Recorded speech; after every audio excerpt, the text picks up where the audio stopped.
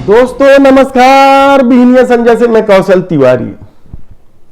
क्या किया जाए जब बाढ़ ही खेत को खाने लगे, या फिर इसे यूं समझ लीजिए कि संघ के सामने क्या अब सांप छुछुंदर की स्थिति निर्मित हो गई है। यह सवाल हम इसलिए उठा रहे हैं कि पिछले 2-3 महीनों से जिस तरीके से संघ ने मोदी सरकार के प्रति तेवर जो दिखाए हैं, उसे लेकर राजनीति के गलियारों में कई तरह की चर्चा है और कहा जा रहा है कि ऐसी क्या बात हो गई कि संघ सत्ता के चकाचौंध के बाद भी घबराने लगा है, भीतर तक डर गया है। मैसेज साफ है, मोदी सरकार ने साफ मैसेज कर दिया है कि देख लीजिए आप, क्योंकि सत्ता है तब तक आपकी पूछ परख है, आप सत्ता के चकाचौंध में हैं। और संघ यह सवाल करता ही रह गया कि हमारे नहीं होने से तुम्हें सत्ता कैसे मिलेगी। लेकिन इन सब बातों से बेपरवाह मोदी सरकार अपनी सत्ता के चकाचौंध में अपने तरह का निर्णय ले रही है और यही निर्णय संघ को अपने अस्तित्व को लेकर सवाल उठाने के लिए काफी है। क्या मोदी सरकार सचमुच तानाशाही प्रवृत्ति पर आ गई है?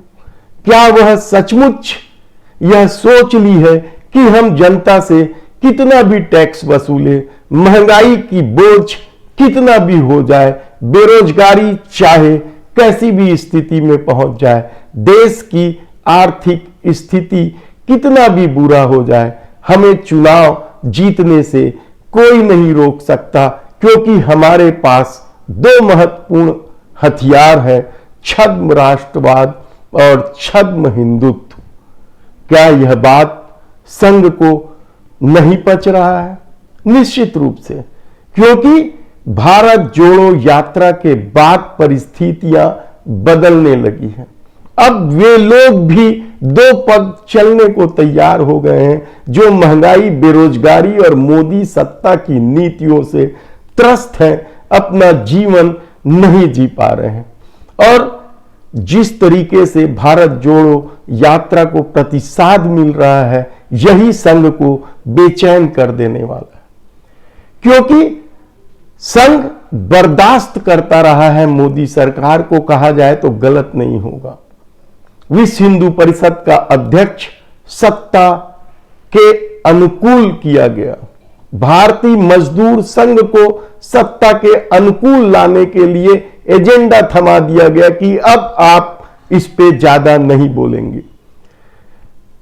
और एक अनुवांशिक संगठन जो किसान मोर्चा को संभालता है, वह भी मोदी सरकार के इर्द गिर्द है।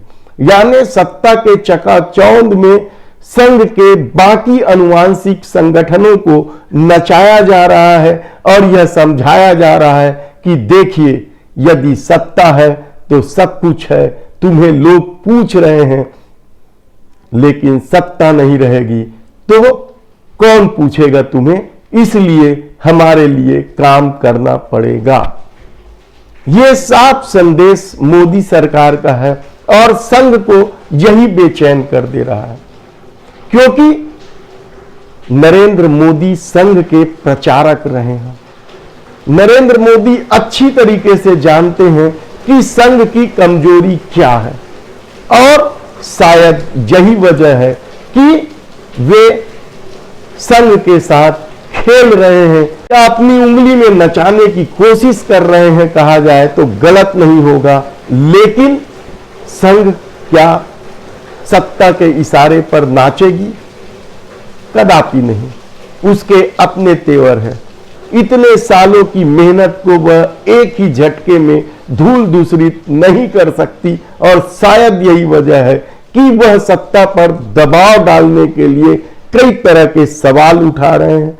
महंगाई पर सवाल, बेरोजगारी पर सवाल, जनसंख्या नियंत्रण पर सवाल और नितिन गडकरी को हटा देने पर सवाल। बहुत सारे सवाल हैं, क्योंकि इस दौर में सत्ता की मनमानी बढ़ी है, यह किसी से छिपा नहीं है। और शायद यही वजह है कि भारत जोड़ो यात्रा में भीड़ जुटती चली जा रही है।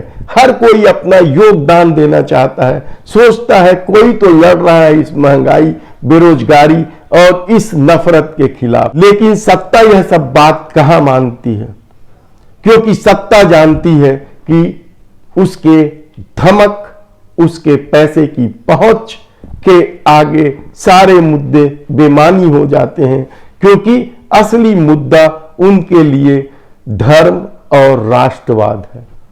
लेकिन यदि हर कोने से सवाल उठते रहा कि महंगाई आखिर क्यों बढ़ रही है, बेरोजगार युवा कहां जाएंगे, यदि यह सवाल कोने कोने से उठने लगे तो संघ इस सवाल की ताकत को जानती है, क्योंकि उसने 2003-4 में भी अटल बिहारी वाजपेयी की धमक और चकाचौंध को मिनटों में फिसलते देखा। उस दौर में भी संघ ने अटल बिहारी वाजपेयी पर नकेल कसने की कोशिश की थी, लेकिन प्रमोद महाजन और उसके पूरे कुनबे ने जिस तरीके से परसेप्शन गढ़ा था शाइनिंग इंडिया गुड फील का या फील गुड का, वह परसेप्शन झटके में उतर गया था।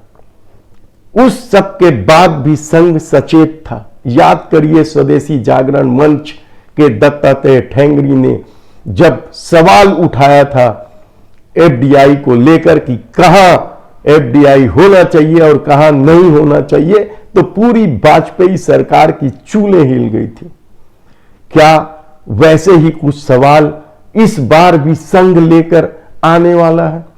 क्योंकि संघ अच्छी तरीके से जानता है कि यदि यह पद यात्रा राहुल गांधी की निर्विघ्न इसी तरीके से चलता चला जाए और इसी तरीके से लोग जुड़ते जाए, तो सचमुच देश कांग्रेस के साथ जुड़ जाएगा और एक नई कांग्रेस पैदा होगी। राहुल गांधी भी जानते हैं कि विरासत को लेकर अब तक कांग्रेस जो चल रही है उसमें बदलाव की जरूरत है। पहली बार गांधी परिवार से कोई व्यक्ति इतना संघर्ष कर रहा है, वह सड़कों पर उतरा है, रोज 20-25 किलोमीटर पैदल चल रहा है। इस दौर में चिलचिलाती धूप हो, बरसता पानी हो, कोई यात्रा को नहीं रोक पाया है। तब इस यात्रा को भाजपा या संघ कैसे रोकेगी, किस बिना पर रोकेगी? और यही सवाल संघ को बेचैन कर दे रही है कि यदि संघ का प्रचारक इस तरीके से फेल हो गया तो फिर दूसरा कौन आएगा? यह संघ के लिए या संघ के भीतर का सबसे बड़ा सवाल है। इसलिए दूसरे नंबर के संघ के नेता होसबोले ने महंगाई पर सरकार को तंज कसा है। ऐसी परिस्थिति में कल जनसंख्या नियंत्रण को लेकर मोहन भागवत ने सीधे हमला तो मोदी सरकार पर नहीं किया है, क्योंकि यदि भागवत कुछ बोल देंगे उसके बाद बचेगा कौन? शायद यही वजह है कि दूसरे नंबर के नेता से यह सब बुलवाया जा रहा है। लेकिन सत्ता से जवाब आ चुका है कि देख लीजिए आपकी मजबूरी है, क्योंकि सत्ता रहेगी तब आप उसके चकाचौंध के तले रहेंगे। लेकिन संघ जानता है कि इस चकाचौंध के पीछे कितना गहरा अंधेरा होता जा रहा है। धन्यवाद।